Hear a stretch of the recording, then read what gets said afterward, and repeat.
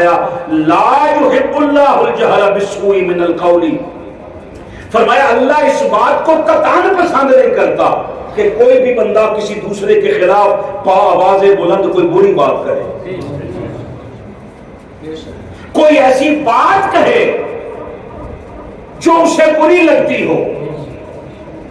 تھوڑا اور کھولیں اگر آپ ساتھ دیں تو، وہ برائی اس کے اندر موجود ہو پھر بھی آپ کو کہنے کی اجازت نہیں ہے۔ قرآن مجید کہہ رہا ہے کہ کسی کے اندر اگر برائی موجود بھی ہو اور اگر آپ اس برائی کو، ہم عمومی طور پہ کرتے کیا ہے بھلا، ہم کسی کی برائی بیان کریں نا، دوسرا بندہ ہمیں اگر ٹوک دے کہے نہیں یار وہ تو بندہ موجود ہی نہیں، تم ایسی بات نہ کرو، تو وہ بندہ آگے سے بے شرمی اور ڈٹائی سے کام لیتے ہوئے جواباً پتہ ہے کیا کہتا ہے، کہتا نہیں یہ تو گل میں ہوتا منہ تے بھی کہہ سکنا وا، حالانکہ ہمت ہوتی نہیں منہ پہ کہنے کی، اس میں ہمت ہوتی نہیں، سامنے کہو گے تو دل آزاری ہے۔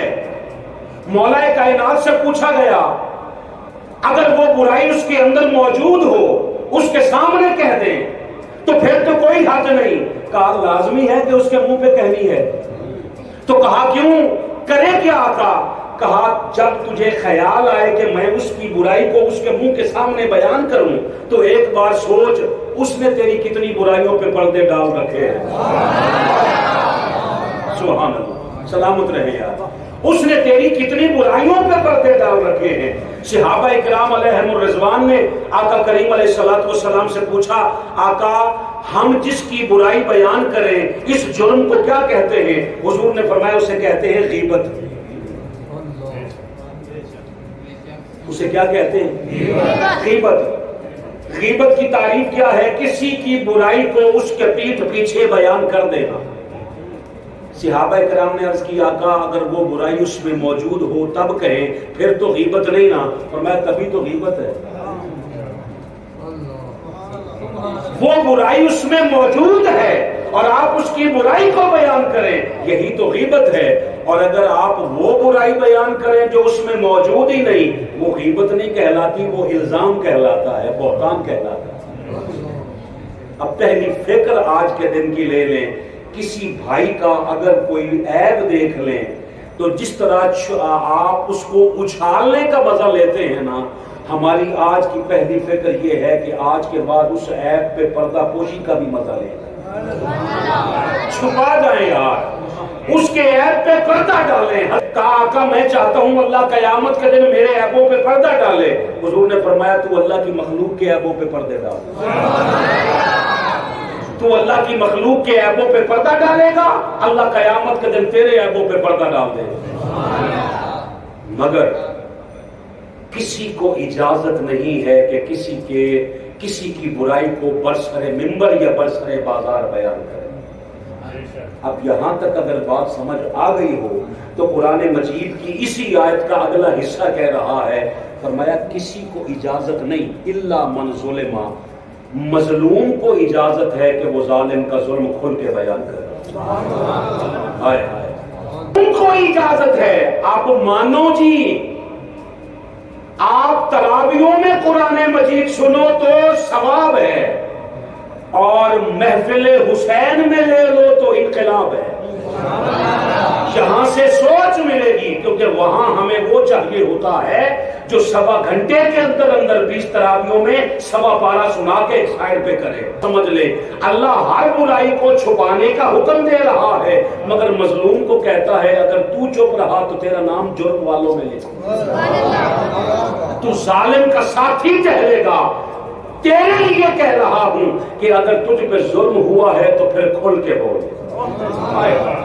آگے فرمایا وَكَانَ اللَّهُ سَمِيعًا عَلِيمًا، اگر تو مظلوم نہ بھی بولے تو اللہ سمیع بھی ہے علیم بھی ہے، مگر اللہ سمیع اور علیم ہونے کے باوجود کہہ رہا ہے بندے اب چپ نہ رہنا،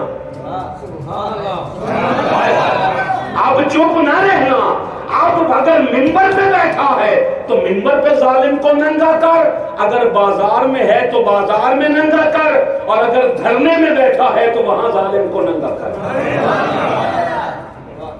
وہاں چھپا جائے گا تو یاد رکھنا اللہ کہتا ہے میں ظالموں کا ساتھی نہیں ہوں، میں مظلوم کا ساتھی ہوں۔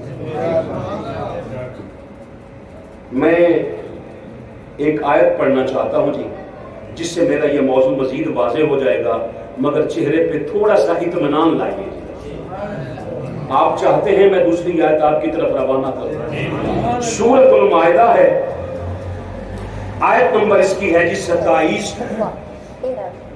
اس میں ذکر ہے آدم علیہ السلام کے 2 بیٹوں کا۔ فرمایا محبوب وَاتْلُ عَلَيْهِمْ نَبَأَ ابْنَ آدَمَ بِالْحَقِّ، محبوب آپ اپنی امت کو آدم کے ان 2 بیٹوں کی کہانی سنائیں۔ بچے کو سیدھا کیجیے، آپ اپنی امت کو آدم کے ان 2 بیٹوں کی کہانی سنائیے۔ اب میں جو بات پہلے میں نے کہی تھی، اللہ پہلے نبی کے بیٹوں کی کہانی آخری نبی کی امت کو سنا رہا ہے، بے وجہ تو نہیں ہے سر۔ قرآن مجید بے وجہ نہیں اترا سر، یہ قصے کہانیوں کی کتاب نہیں ہے، یہ فکر کی کتاب ہے۔ اچھا کہا محبوب کیا ہوا؟ کیا کہانی سنانی ہے مالک؟ کہا اذ قربا قربانا، جب دونوں نے اللہ کے حضور قربانیاں پیش کی، اللہ کے حضور قربانیاں پیش کی تھی، پھر کیا ہوا؟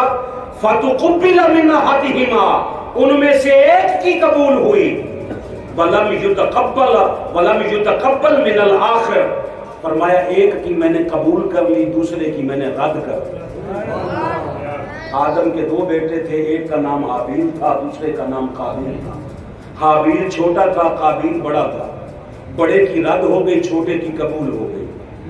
میں اس بحث میں نہیں جا رہا کہ قربانی تھی کس چیز کی، مگر میں صرف اتنی سی بات جو آپ کے سامنے عرض کرنا چاہتا ہوں، اللہ نے دونوں میں سے ایک کی قبول کی ہے، چھوٹے کی قبول کی ہے، بڑے کی رد کی ہے۔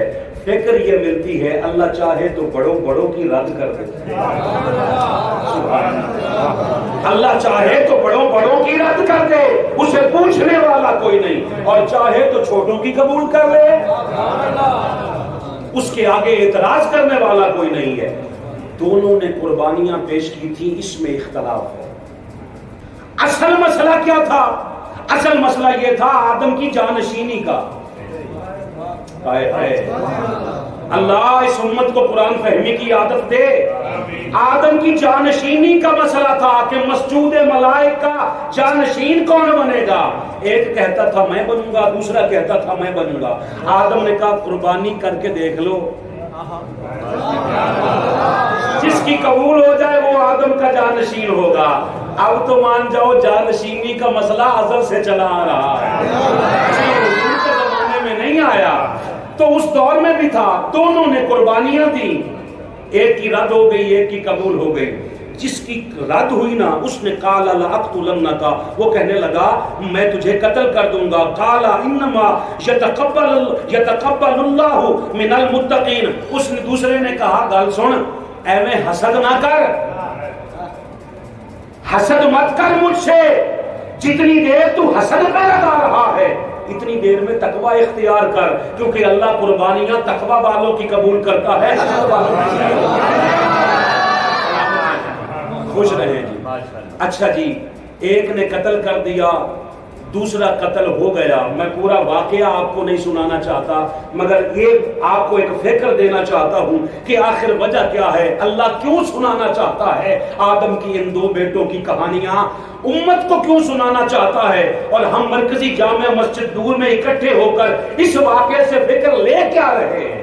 تو دوستو یاد رکھنا، جب آپ کو ٹی ویوں پہ کچھ منحوس چہرے ملے نا بیٹھ کے بکواسات کرتے ہوئے، اور وہ کہیں یزید جیسا بھی تھا، جیسا بھی تھا، جیسا بھی تھا، صحابی کا بیٹا تو تھا نا، اسے کہنا آدم کے 2 بیٹے تھے، آج بھی ایک جہنم میں ہے ایک جنت میں ہے۔